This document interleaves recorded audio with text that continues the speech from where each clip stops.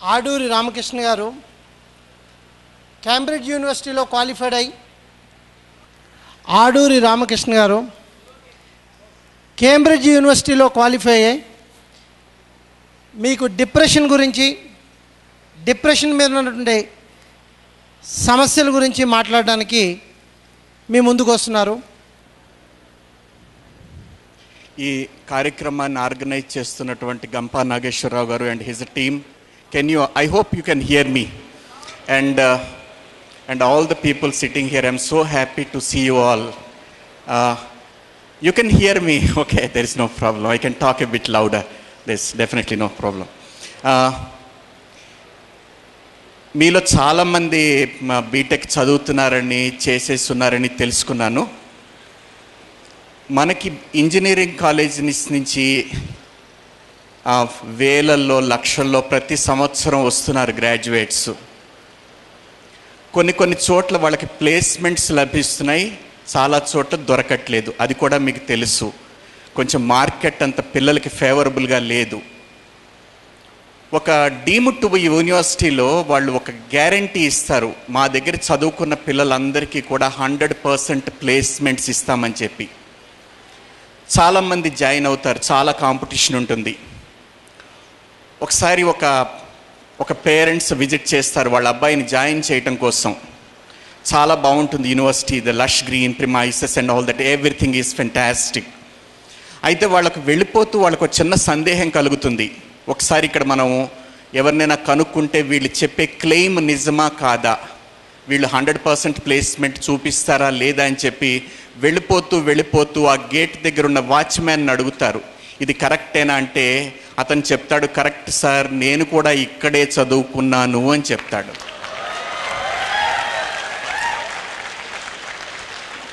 నేను కూడా ఇక్కడే చదువుకున్నాను సార్, నాకు డిస్టింక్షన్ వచ్చింది, మంచి మార్కులు వచ్చినాయి, ఎలక్ట్రానిక్స్ అండ్ కమ్యూనికేషన్లో నేను గ్రాడ్యుయేషన్ చేసిన అని చెప్పి.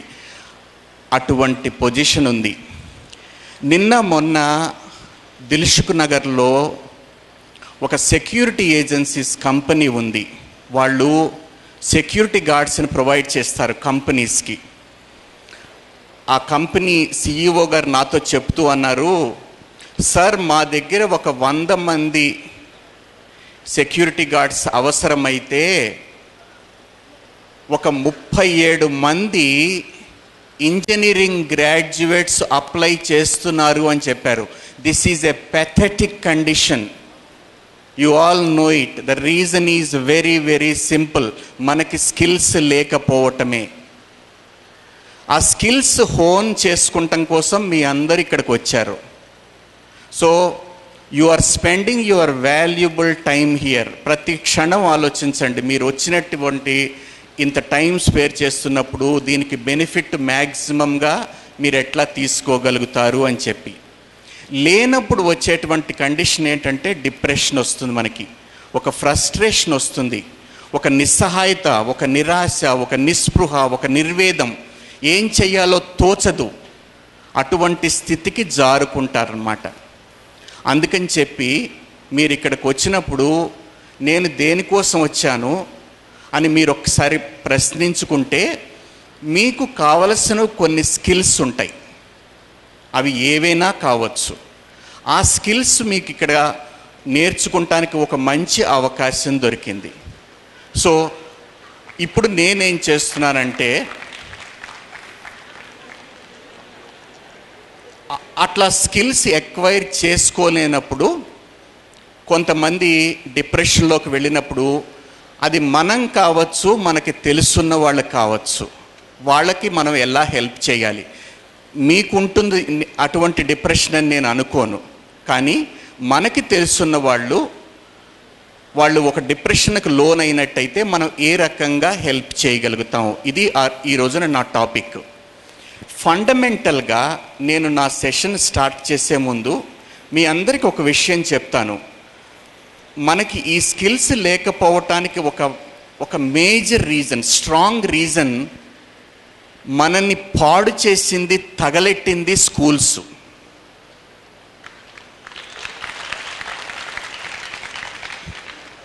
పన్నెండు సంవత్సరాలు మీకు ఇంగ్లీషు చెప్పి ఒక్క పుస్తకం మీకు చదవటానికి అటువంటి నేర్పును మీకు ఇవ్వలేదు.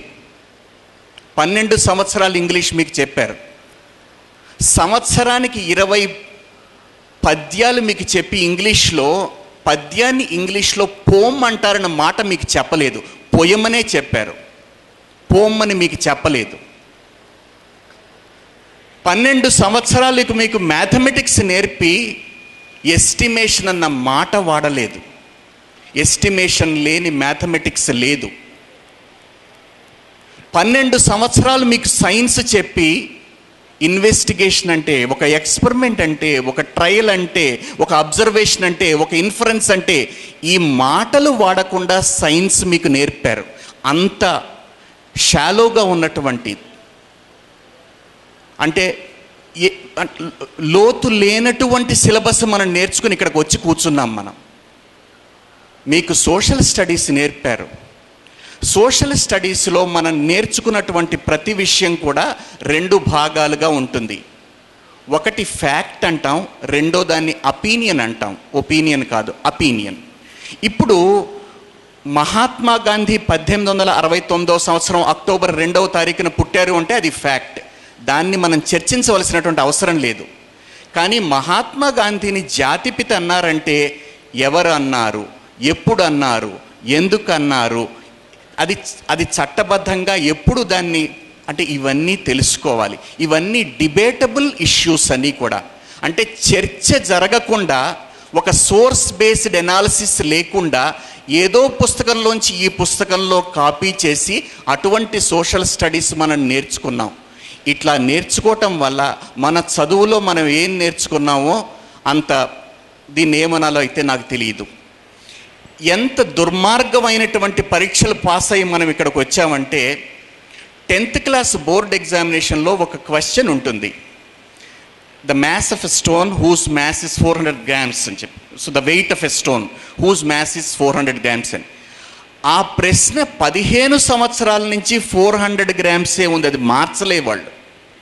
ఆ మల్టిపుల్ చాయిస్ క్వశ్చన్లో ఇంకా దరిద్రం, ఆన్సర్ ఎప్పుడు సిఏ ఉంటుంది, బిలో ఉండదు, ఏలో ఉండదు.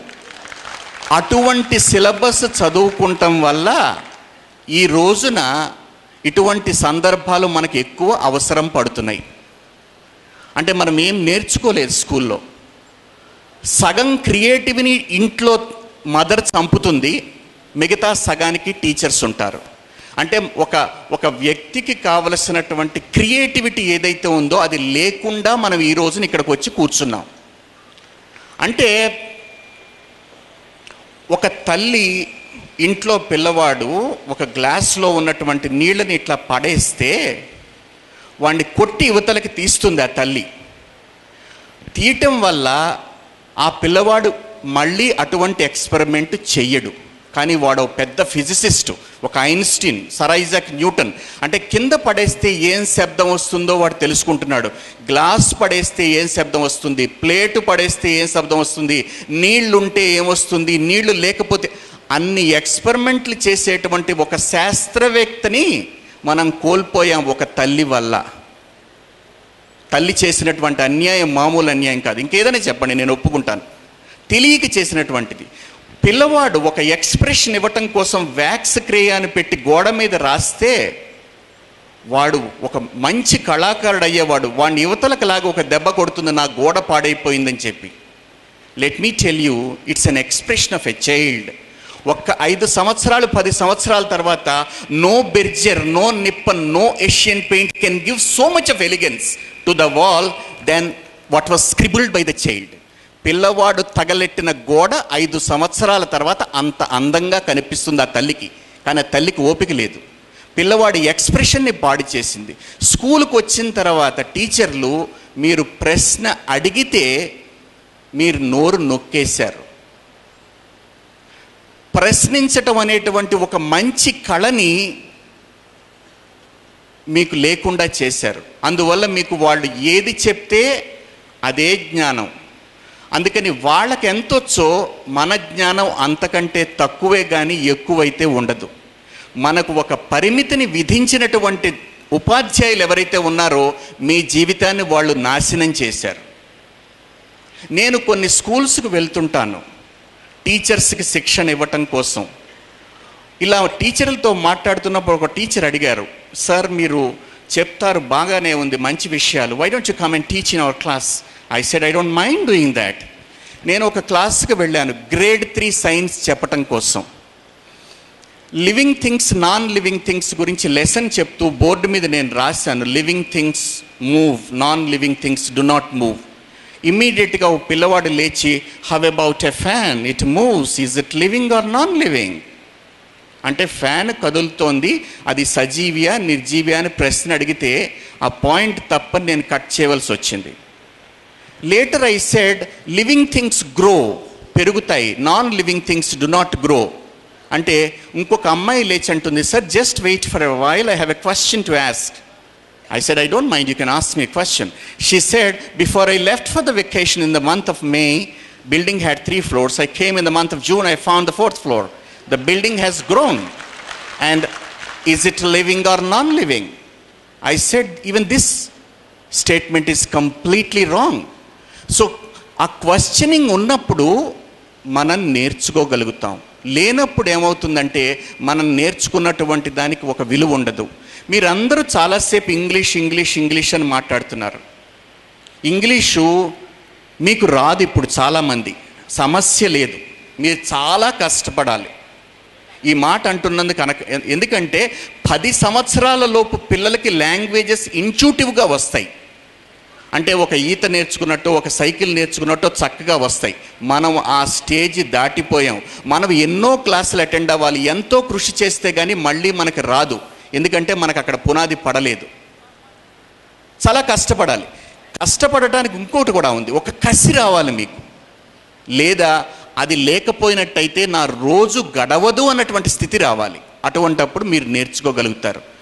స్కూల్లోకి రావటంతో పిల్లలందరినీ నిలబెడతారు, ఒక కార్యక్రమం చేస్తారు, దాన్ని మీరు అసెంబ్లీ అంటారు.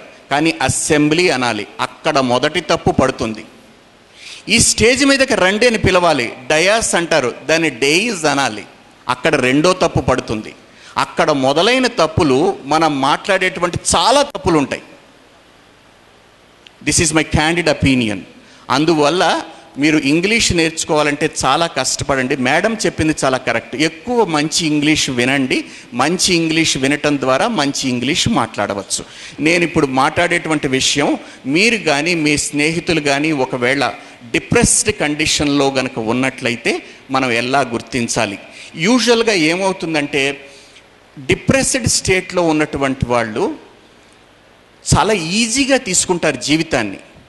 అంటే రోడ్డు ఎట్లా ఉన్నప్పటికీ కూడా 120 స్పీడ్లో వెళ్తారు.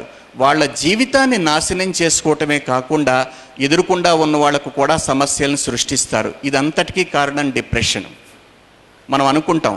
రెండో విషయం, ఈ రోజున మనం పేపర్లో చూస్తున్నటువంటి ఎన్నో అత్యాచారాలు చూస్తున్నాం. అది పక్కన పెట్టండి, దాని పక్కన హింస ఉంది. అత్యాచారానికి పక్కన హింస ఉంది. ఆ హింసకి కారణం కూడా డిప్రెషనే. అందుకని చెప్పి మీలో చాలామంది నాకు తెలుసు, first year, second year, third year ఎన్నో బ్యాక్లాగ్స్తో ఉన్నారని కూడా నాకు తెలుసు. ఏం చేయాలో తోచదు, ఇంట్లో చెప్పలేరు. ఆ రిజల్ట్ వాళ్ళు ఎక్కడ ఫోన్ చేస్తారో అన్న భయం, ఆ భయంతో ప్రస్తుతం పరిస్థితిని కూడా మీరు కాన్సన్ట్రేట్ చేయలేరు. అందుకని ఇంత మన జీవితాన్ని ఇంపాక్ట్ చేసేటువంటి డిప్రెషన్ గురించి మీరు కొంచెం తెలుసుకోండి. కొన్ని విషయాలు, నేను మెడికల్ డాక్టర్ని కాదు, ఓకే, సైకాట్రిస్ట్ని అంతకంటే కాదు, కానీ పిల్లల్లో ఉన్నటువంటి డిప్రెషన్ని గుర్తించగలుగుతాను నేను. ఎందుకంటే నేను ఉండేది స్టూడెంట్స్తో కాబట్టి. తెలిసిందా? How do you it's a state of low mood and aversion to activity. అంటే పని చెయ్యాలని అనిపించదు, అది డిప్రెషన్. నాకు ఏ పని చెయ్యాలని అనిపించదు. ఇక్కడ ఒక విషయం గుర్తుంచుకోండి, డిప్రెషన్లో ఉన్నవాళ్ళు తనకి ఏ పని అయితే ఇష్టమో ఆ పని ఆపివేస్తారు. అప్పుడు మీరు అర్థం చేసుకోండి వీళ్ళు డిప్రెషన్లో ఉన్నారని చెప్పి. నాకు బాగా ఇష్టమైనటువంటి పని ఉంది, ఆ పని నేను చెయ్యటం ఆపేశానంటే చుట్టుపక్కల వాళ్ళు గమనించాలి ఇతను డిప్రెషన్లో ఉన్నాడని చెప్పి. అది గేమ్కి వెళ్ళటం అవ్వచ్చు, మంచి హోటల్కి వెళ్ళి అవ్వచ్చు, ఒక మ్యూజిక్ వింటాం, పక్కన పెడుతున్నానంటే చుట్టూ ఉన్న వాళ్ళకి సందేహం కలగాలి, ఇక్కడ ఏదో ప్రాబ్లం ఉంది. అంటే తనకి ఇష్టమైన పనిని పక్కన పెడతారు, aversion to the activity like. And depressed people వాళ్ళకి ఎప్పుడు కూడా విచారంగా ఉంటారు, ఆతృతగా ఉంటారు, శూన్యం ఉంటుంటారు, హోప్లెస్, ఒక నిస్సహాయత, వాళ్ళకి ఏం చెయ్యాలో తోచదు, మైండ్ బ్లాంక్ అయిపోతుంది కంప్లీట్గా. మీలో చాలామందికి ఇది కలుగుతుంది, ఏం జరుగుతుందో తెలియదు. మనకి కాలేజీలో రిజల్ట్స్ ఇచ్చారు, మన సెమిస్టర్ రిజల్ట్స్, మనం 6 సబ్జెక్ట్స్లో 4 సబ్జెక్ట్స్లో ఫెయిల్ అయ్యాం. తండ్రికి చెప్పాలి, ఎట్లా చెప్పాలి?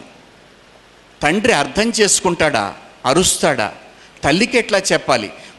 వాళ్ళు నా మీద నమ్మకం పెట్టుకున్నారే, నేను చదువుతున్నానని అనుకున్నారే, కానీ నేను ఈ స్థితిలో ఉన్నానని చెప్తే వాళ్ళు బాధపడతారేమో అని చెప్పి ఒక మంచి ఉద్దేశంతో చాలామంది మీలో చెప్పరు. ఎప్పుడు చెప్తారంటే ఎగ్జామినేషన్ ఫీజు కట్టవలసి వచ్చినప్పుడు బహుశా చెప్తే డాడీ. అందుకని చెప్పి చాలా జాగ్రత్తగా ఉండండి. ఒక శూన్యం, ఒక రెస్ట్లెస్నెస్, ఒక గిల్టీ, నేరం చేశానన్నటువంటి భావన. Next one sir. ఇది యూజువల్గా ఏమవుతుందంటే డిప్రెషన్ అనేది ఒక ఫ్యామిలీ హిస్టరీ నుంచి వస్తుంది. మన కుటుంబంలో కనుక ఎవరికైనా ఇటువంటి డిప్రెషన్ ఇది వరకు ఉన్నట్టయితే మనకి తేలికగా సంక్రమించేటువంటి అవకాశం ఉంది. అందుకని డిప్రెషన్లో family history is very very essential. Next point సరే. ఒక్కోసారి మనకి ఒక టైంకి వాట్ ట్రిగ్గర్స్ దట్ డిప్రెషన్ అన్నప్పుడు ఇది ఒక సహజమైనటువంటి కారణం. అంటే మన కుటుంబ సభ్యుల్లో ఎవరన్నా కనుక మనం కోల్పోవలసినటువంటి పరిస్థితి వచ్చినా, లేదా నేను యాంటిసిపేట్ చేసినటువంటి ప్రమోషన్ నాకు కాకుండా వేరే వాళ్ళకి ఇచ్చిన, ఇది రెండు పాజిటివ్ రీజన్ అయ్యి ఉండొచ్చు, నెగిటివ్ రీజన్ అయ్యి ఉండొచ్చు. మన కుటుంబ సభ్యులను కోల్పోవటం అనేది, ఒక స్పౌస్ను కోల్పోవటం, ఒక మదర్ అవ్వచ్చు, ఒక సిస్టర్ అవ్వచ్చు, మనం కోల్పోయినప్పుడు వచ్చేటువంటి డిప్రెషను ఒక్కోసారి చాలా సంవత్సరాలు పడుతుంది మళ్ళీ మామూలుగా రావటానికి. అండ్ రెండవది, అటువంటిప్పుడు ఒక్కోసారి ఏమవుతుందంటే మన జీవితంలో ఎన్నో మార్పులు జరుగుతాయి. ఎందుకంటే ఒక సంపాదించేటువంటి తండ్రి పోయినా, మీతో తోడుగా ఉండవలసినటువంటి ఒక భార్య పోయినా ఇది మామూలు విషయం కాదు. అందుకని చెప్పి అది పాజిటివ్ అయినా నెగిటివ్ అయినప్పటికీ కూడా మనకి ద మేజర్ ఇల్నెస్, మనకి ఒక్కోసారి హార్ట్ అటాక్ వస్తుంది అనుకోండి, ఒక మైల్డ్ స్ట్రోక్, అరే నా జీవితం ఇంక మళ్ళీ సెకండ్ స్ట్రోక్ ఎప్పుడు వస్తుందో అని అది కంటిన్యూస్గా వాళ్ళు డిప్రెషన్లోనే ఉంటుంటారు. ఎన్ని బైపాస్ సర్జరీనైనా ఆ డిప్రెషన్ పోదు. మీకు ఇంకా తెలుసో తెలీదో, మీరు అనుకుంటున్నారు యూత్ కదా మనకి డిప్రెషన్ అని. నాకు తెలిసి చాలామంది తన పిల్లల్ని విదేశాలకు పంపించి తల్లిదండ్రులు పడేటువంటి డిప్రెషను ఇది మామూలు డిప్రెషన్ అని మీరు అనుకోకండి. పైకి మామూలుగా వాళ్ళు నవ్వుతూ ఉంటారు, చెప్తుంటారు మా పిల్లలు అమెరికాలో ఉన్నారండి, నెలకింత పంపిస్తుంటారని చెప్పి. చాలా సంతోషం. That is only half of the story. The other half is వాళ్ళు సాయంత్రం అయిన తర్వాత వాళ్ళు పడేటువంటి బాధ వర్ణనాతీతం. పిల్లల్ని అమెరికా పంపించి పిల్లల్ని ఎక్కడో వాళ్ళు బాగున్నారు, వాళ్ళు పిలవలేరు, వాళ్ళకి ఇక్కడికి వస్తే ఉద్యోగాలు లేవు, అందుకని చెప్పి వాళ్ళు పడేటువంటి దాంట్లో పిల్లలు దూరంగా ఉన్నారు. ఏం చేసుకుంటారండి డబ్బు? ఎంతవరకు మీకు సేవ్ చేస్తుంది? ఎందుకంటే మనకి ఒక మన సన్ డాటర్ దూరంగా ఉన్నప్పుడు వాళ్ళు పడేటువంటి depression it's very very difficult వాళ్ళకి ఒకసారి. And that causes hyper tension in many cases. Cardiac arrest కూడా దానివల్ల జరుగుతుంటుంది అన్నట్టు. సో జాగ్రత్తగా ఉండండి. మన తల్లిదండ్రులు మనం అంటిపెట్టుకుండటం చాలా మంచిది, అవకాశం ఉన్నంత వరకు. ఒక్కోసారి మనకి మెడికేషన్స్లో సైడ్ ఎఫెక్ట్స్ వల్ల, మనం తీసుకునేటువంటి మందులు ఏవైతే ఉన్నాయో సైడ్ ఎఫెక్ట్స్ వల్ల కూడా డిప్రెషన్ రావచ్చు. Next sir. ఇప్పుడు ఈ సిమ్టమ్స్ అన్నవి కేస్ సెన్సిటివ్, అంటే ఒక్కొక్కళ్ళకి ఒక్కో రకంగా బయటపడుతుంటాయి. మన ఫ్రెండే మనతో పాటు ఉంటుంటారు, మనకి తెలియదు. ఇక్కడ జాగ్రత్తగా ఉండండి. ఒక రోజున తెలుస్తుంది దే కమిటెడ్ సూయిసైడ్ అని చెప్పి. అరే నేను బెస్ట్ ఫ్రెండ్ అని కదా, నాతోటే చెప్పుకోలేదని చెప్పి మీకు అనిపిస్తుంది. కానీ ఈ సిమ్టమ్స్ మనకి కొంచెం అబ్జర్వ్ చేసినప్పుడు తెలుస్తాయి. మీకు మంచి ఫ్రెండు తనకు నచ్చిన ఒక పెన్ను తీసి మీకు ఇస్తున్నాడు, నీ దగ్గర ఉంచుకో ఇదని. అది అనుమానించదగినటువంటి క్షణం, ఎందుకు ఇస్తున్నాడో అని. తను ఇది నువ్వు తీసుకో అని అప్పగింతలు పెడుతున్నాడంటే వీడేదో కొంచెం అఘాయిత్యం చేయటానికి తయారవుతున్నాడని అర్థం. జాగ్రత్తగా ఉండాలి మనం. సిమ్టమ్స్ అన్నీ కూడా అందరికీ ఒక రకంగా ఉండవు.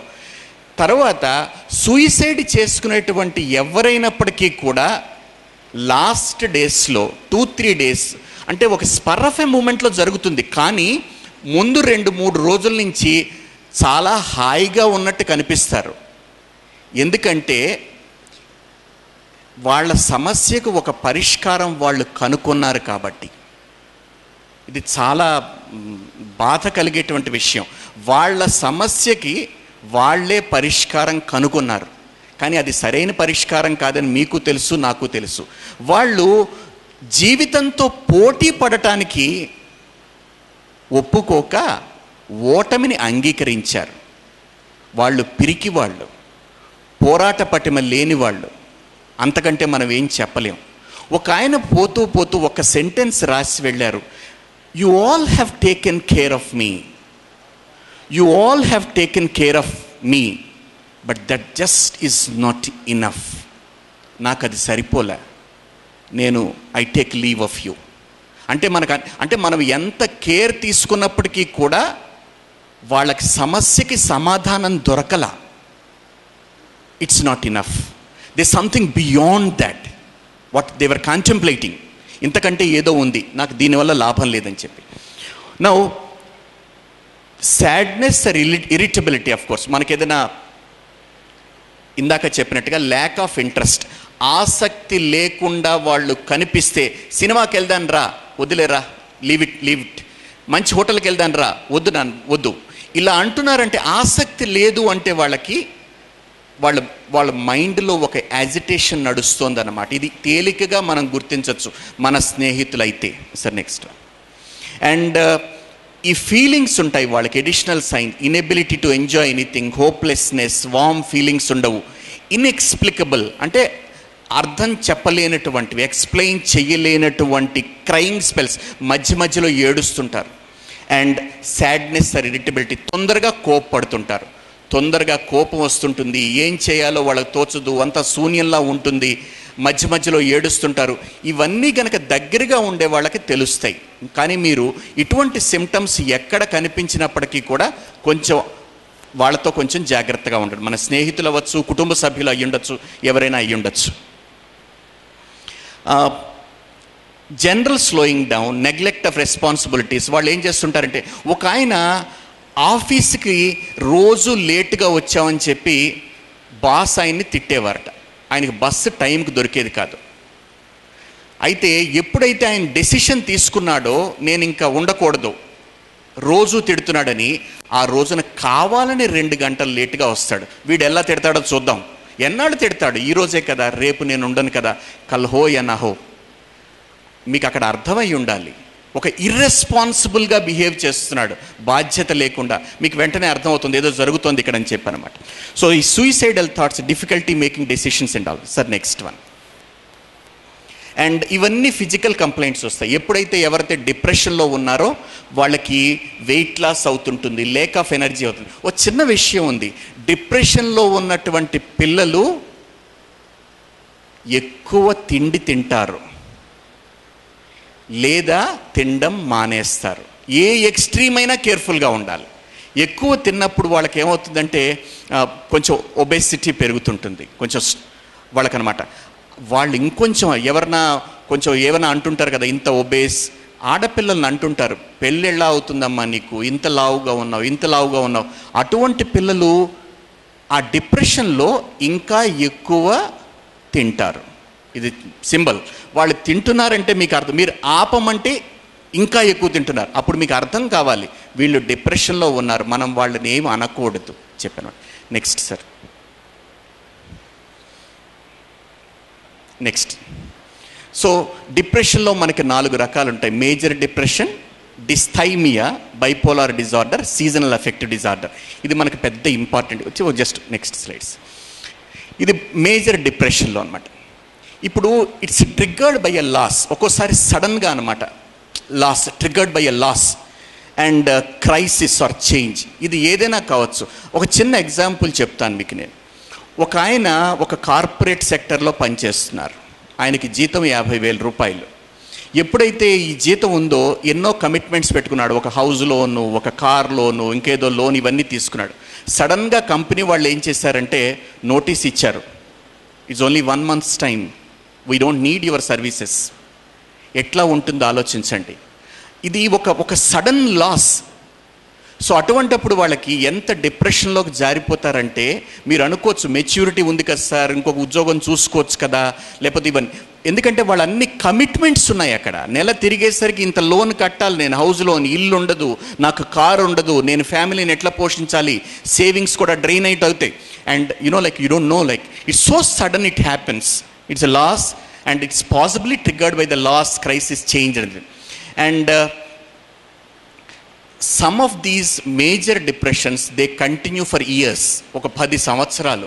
ఒక ఆయనకి ఎప్పుడూ కూడా బాధగానే ఉంటుంటాడు.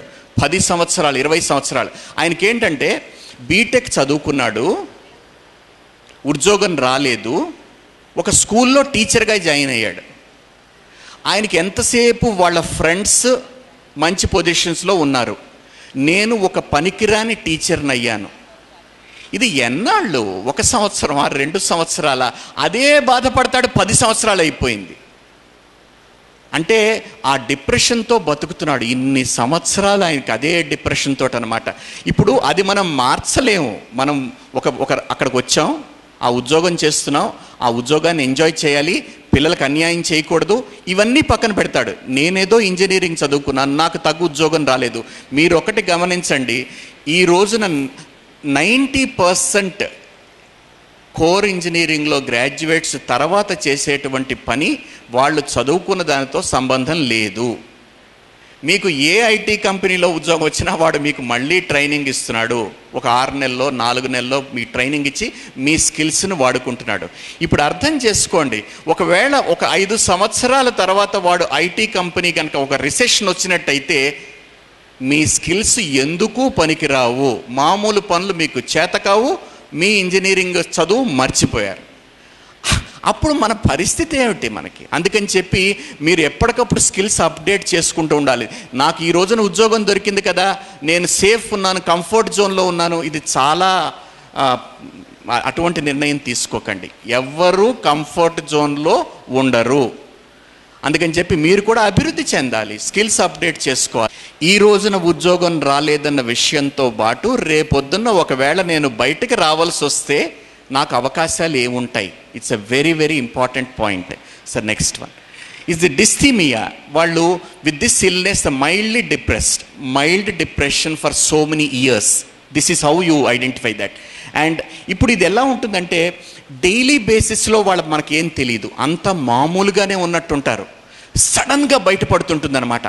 ఒకసారి అరిచేస్తుంటారు, చేతిలో ఉన్నది తోసేసేయాలనిపిస్తుంది. అటువంటి మనం వాళ్ళు చూసినట్టయితే they are suffering from this. అసలు వాళ్ళు సఫర్ అవుతున్నారనే తెలియదు. డైలీ బేసిస్లో they are quite normal. You don't identify something abnormal in them, but at the same time some times it erupts and where it is it's very significant that it comes out sometimes. And ఇది dysthymia. So next one, ఇది bipolar disorder అన్నమాట. People with this type change back and forth between the periods of depression. ఇది చాలా dangerous. Depression అది మేనియాలోకి వెళ్తుంది. అంటే మామూలుగా ఉన్నప్పుడు పర్వాలేదు, డిప్రెషన్ ఒక్కొక్క సందర్భంలో ఒక తీవ్ర స్థాయికి చేరిపోతుంది. అప్పుడు వాళ్ళు చేసేటువంటి పిచ్చి పనులు హత్యల్లాంటివి చేస్తుంటారు వాళ్ళు. అది జరిగేటువంటిది దీనివల్ల. ఈ బైపోలార్ డిజార్డర్ మామూలుగానే ఉంటారు, డిప్రెషన్ ఉంటుంది, వాళ్ళలో వాళ్ళు ఉంటారు. బట్ సడన్గా ఒక స్టేజీ ముందుకు వెళ్ళినప్పుడు ఎప్పుడు వెళ్తుందో మనకు తెలియదు. వాళ్ళకి ఏంటంటే ఒక హింసాత్మక ప్రవృత్తి, ఒక నేర ప్రవృత్తి, ఏదైనా చేసేయాలని చెప్పి. So next one, and this is season effective. ఎండ ఉన్నప్పుడు వాళ్ళు నార్మల్గా ఉంటారు, చలికాలంలోనూ వర్షాకాలంలోనూ డిప్రెషన్కి లోన్ అవుతుంటారు. మనం అనుకుంటాం ఇది కూడా సీజనల్లా అని. Yes, it is. తెలిసిందా? Depression also is sometimes seasonal, and దాన్ని మనం సీజన్ అఫెక్టివ్ డిజార్డర్, SAD అంటుంటాం. సార్ నెక్స్ట్ వన్, అండ్ ఇది కొంచెం మీకు ట్రిక్కీగా ఉంటుంది నేర్చుకుంటానికి. కొంతమంది ఏం చేస్తుంటారంటే బాధలో ఉన్నప్పుడు ఆ బాధతో జయించాలని ప్రయత్నిస్తారు. చాలా విచిత్రంగా ఉంటుంది వినటానికి. వాళ్ళు చాలా కోపంగా ఉంటుందనుకోండి, చేతిని కోసేసుకుని ఆ రక్తం చూసి ఆనందిస్తుంటారు, వాళ్ళను వాళ్ళు హింసించుకుంటారు. ఎంత పెయిన్ వాళ్ళు చూడాలని కోరుకుంటారంటే నాకు బయట బాధ కంటే నన్ను నేను బాధించుకుంటాం ఎక్కువ స్థాయిలో ఉండాలని చెప్పి శరీరాన్ని కాల్చుకుని 90% బర్న్స్ కూడా రెడీ అవుతారంటే యూ కెన్ అండర్స్టాండ్ వాళ్ళు ఎటువంటి స్టేట్లో ఉన్నారు. తల్లి చనిపోతూ పిల్లలకి మళ్ళీ పోషణ దొరకదని చెప్పి పిల్లల్ని చంపి తను చావటానికి రెడీ అవుతుందంటే యూ కెన్ అండర్స్టాండ్ వీళ్ళు ఎక్కడో లేరు, మన సమాజంలో ఉన్నారు, మన పక్కనే ఉన్నారు. మనం పేపర్ తిరగేస్తే అన్నీ అవే వార్తలు కనిపిస్తాయి. భయపెడుతున్నాను అనుకోకండి, నా ఉద్దేశం అది కాదు. మన దగ్గరే ఉన్నారు వాళ్ళంతా కూడా. మనం గమనించినట్లయితే, వాళ్ళకి ఏదైనా మనం సాయపడగలిగినట్టయితే, వాళ్ళ బాధను మనం వినగలిగినట్లయితే, maybe they may have a second thought about it. ఇప్పుడు దీనికి ప్రొఫెషనల్ ట్రీట్మెంట్ తీసుకోవాలి. ఇటువంటి ఏ డిప్రెషన్ ఉన్నప్పటికీ కూడా తెలిసిందా మనకి, ఏదో డాక్టర్ దగ్గరికి వెళ్ళి మెడికేషన్ అయినా అవ్వచ్చు, లేదా సైకాట్రిక్ కౌన్సిలింగ్ అయినా చేసుకోవచ్చు. సార్ నెక్స్ట్ వన్, మెడికేషన్లో మనకి యాంటీ డిప్రెసెంట్స్ వాడుతుంటారు. అంటే డిప్రెషన్ లేకుండా ఉండటానికి యాంటీ డిప్రెసెంట్స్ వాడుతుంటారు. వీటిని ఒక్కోసారి మనం ట్రాంక్యులైజర్స్ అంటుంటాం. అంటే మానసిక సంతులనానికి, ఒక బ్యాలెన్స్ ఆఫ్ మైండ్ కోసం మెడికేషన్ ఉంది. కానీ ఇవి హ్యాబిట్ ఫార్మింగ్ కాదు. సార్ 4 రోజులు వేసుకుంటే మళ్ళీ నేను వేసుకోవాలా, అంత అవసరం లేదు. 4 రోజులు వేసుకుని మామూలుగా కూడా కావచ్చు. యాంటీ డిప్రెసెంట్ అంటే కొంతమంది ఎంత తీవ్రంగా ఆలోచిస్తూ ఉంటారంటే వాళ్ళు నిద్ర పట్టదు. మీరు అనుకుంటారు ఏదో పెద్ద గోల్స్ ఉన్నాయేమో, వీళ్ళకి నిద్ర పట్టట్లేదేమో అనుకుంటారు. గోల్స్ కాదు, పాడు కాదు, వాళ్ళు డిప్రెషన్లో ఉన్నారు, నిద్ర పట్టట్లేదు. Insomnia is a problem. నిద్ర లేమి ఒక ప్రాబ్లం. ఆ నిద్రలేమితో పగలు చేసే పనులన్నీ అది కూడా తగలడుతుంది. అందుకని చెప్పి జాగ్రత్తగా ఉండాలి. They are not habit forming. అందుకని డాక్టర్స్ కనుక సజెషన్ ఇచ్చినట్టయితే మీరు హాయిగా 4 రోజులు 3 రోజులు వేసుకోవచ్చు, మళ్ళీ నార్మల్గా అవ్వచ్చు. యాంటీ డిప్రెసెంట్స్, ట్రాంక్విలైజర్స్ అంటుంటాం అన్నమాట. తర్వాత మనకి ఒక సైకాట్రిస్ట్ దగ్గర కౌన్సిలింగ్ తీసుకున్నప్పుడు వాళ్ళు ఏం చేస్తారంటే ఇంటర్పర్సనల్ థెరపీ, మనతో మాట్లాడతారు. వాళ్ళు ఏమిటి కారణం, ఏమిటి, ఏం జరిగింది, ఎందుకైంది, అందరికీ అది అట్లా వాళ్ళు కౌన్సిలింగ్ మన దగ్గర చాలా తక్కువ కౌన్సిలింగ్. అంటే వీడెవడన్నా వెళ్తున్నాడు సైకాట్రిస్ట్ దగ్గర కంటే ఏదో ప్రాబ్లం ఉందేమో అనుకుని మనం అందరిని వాళ్ళు లేబుల్ చేస్తాం. అట్లా కాదు, చాలా చక్కగా వెళ్ళొచ్చు, మనం వాళ్ళతో మాట్లాడచ్చు, మనకున్నటువంటి సందేహాలు నివృత్తి చేసుకోవచ్చు, మనం హెల్ప్ తీసుకోవచ్చు. There is absolutely no problem. తెలిసిందా? అందుకని చెప్పి మనకు స్నేహితులు ఎవరన్నా ఉన్నట్టయితే మనం అలా కౌన్సిలింగ్ ఇచ్చే వాళ్ళ దగ్గరికి మనమే తీసుకెళ్ళచ్చు. వాళ్ళు మాట్లాడతారు. Interpersonal therapy. And if you know somebody, sir, quickly you can take. You have to take action. You have to take the medical help, or you can take them to the counselors. Next, sir. And this is the help you get there, sir. Next.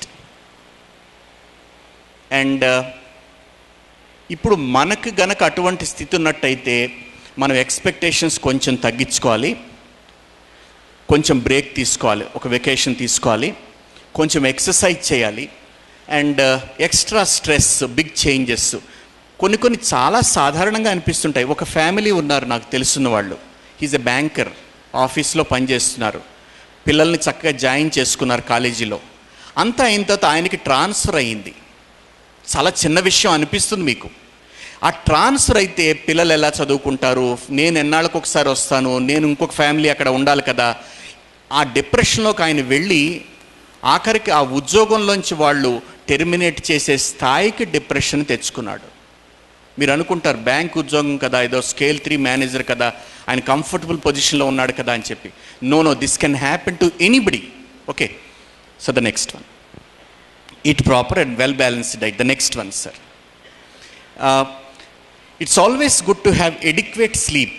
నిద్ర చాలా సమస్యలకి పరిష్కారం సూచిస్తుంది, కానీ శాశ్వత నిద్ర కాదు.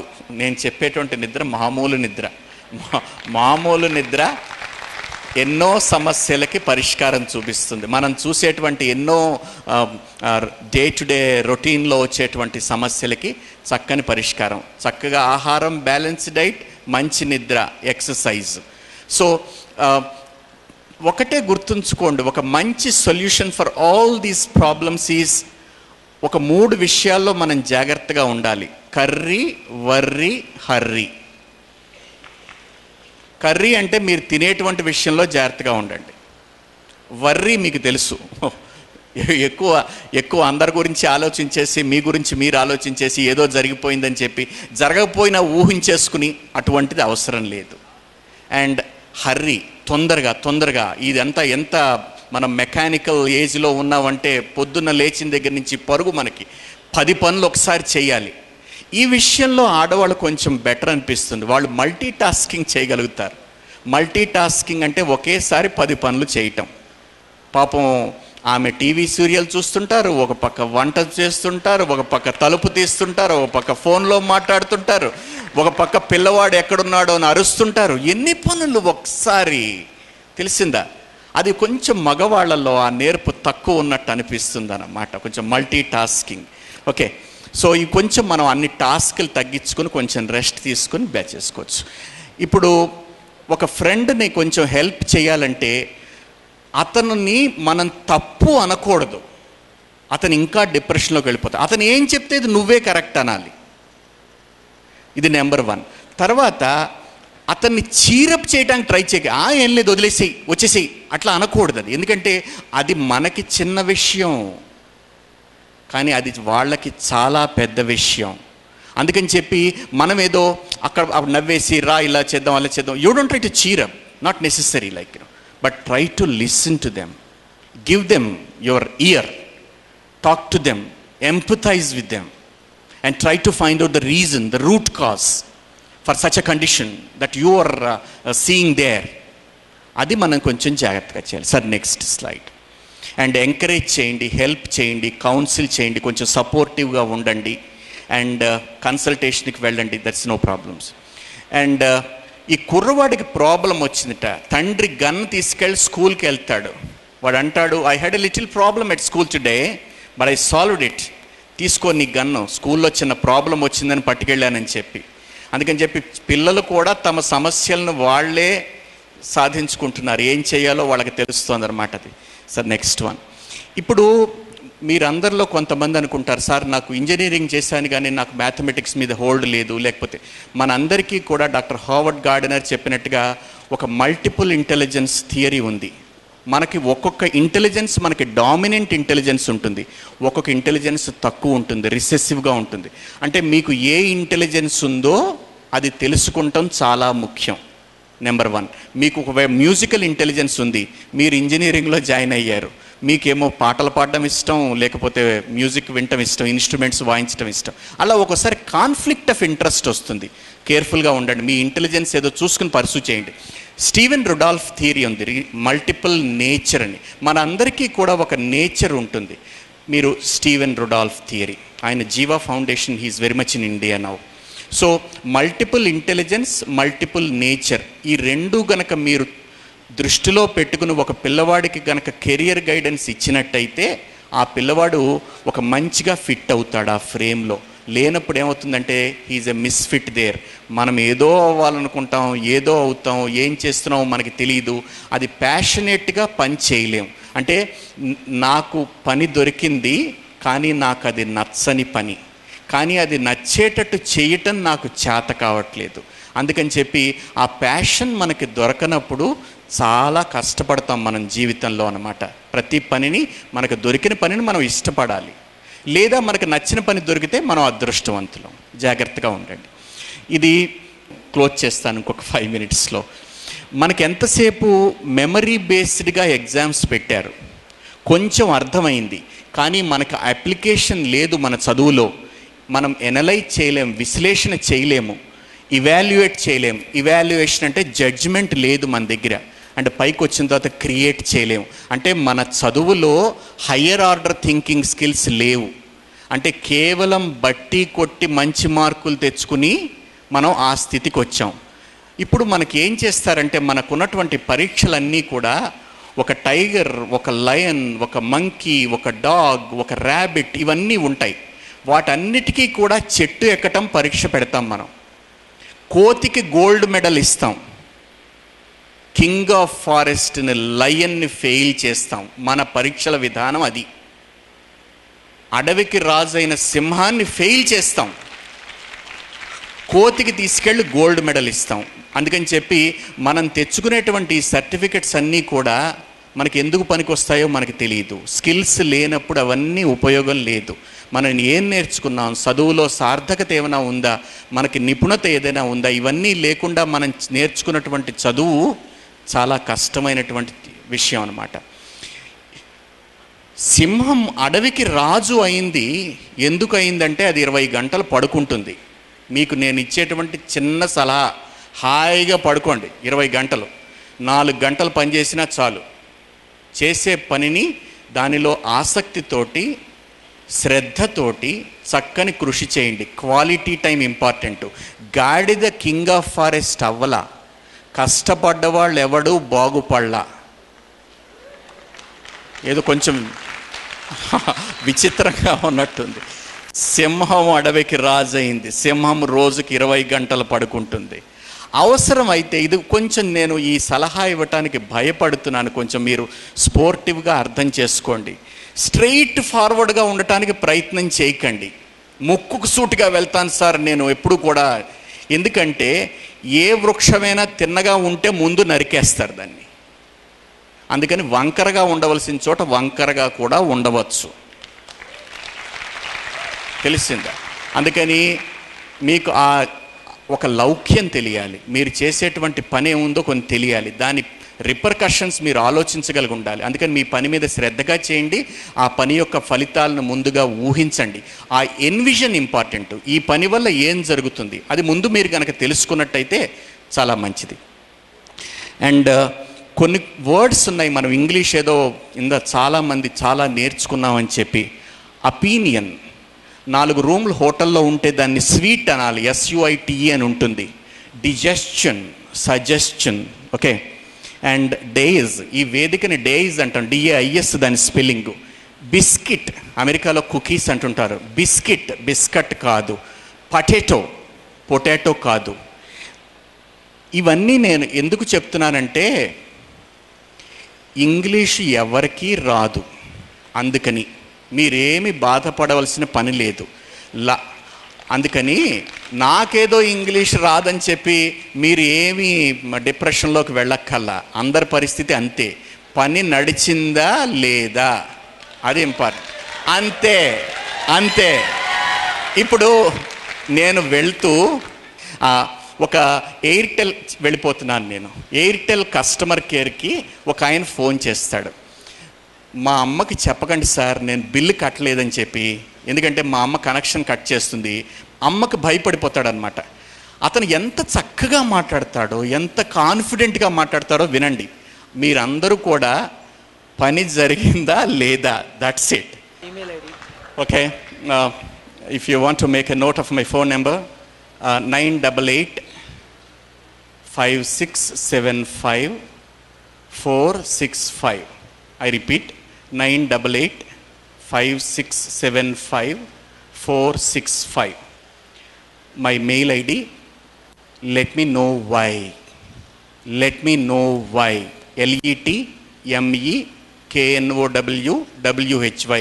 @gmail.com. Let me know why @gmail.com. That's my mail ID. You can be in touch with me, and it's a nice interaction with you. It's a good enriching experience. And for those of you who do not know, any questions, sir, please, you can ask me.